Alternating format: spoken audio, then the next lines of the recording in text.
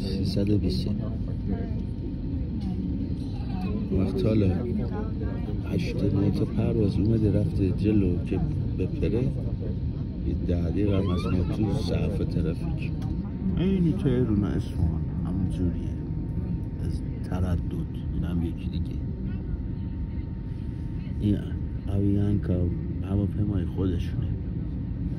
این هم ایرباس 300. نه این ایرباس نبودیم بوینگ بود.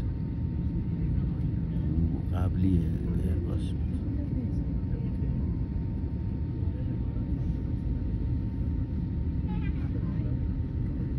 این هم یکی دیگه.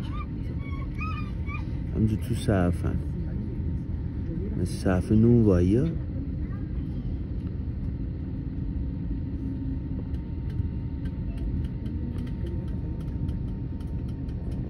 اینی تهرون تردد هست. هم فرسالان فرودگارم مثلا آدم تجربه کنه که یه همچین کشوری من اینجا تا حالا نیامده بودم. چرا دروغ بگم؟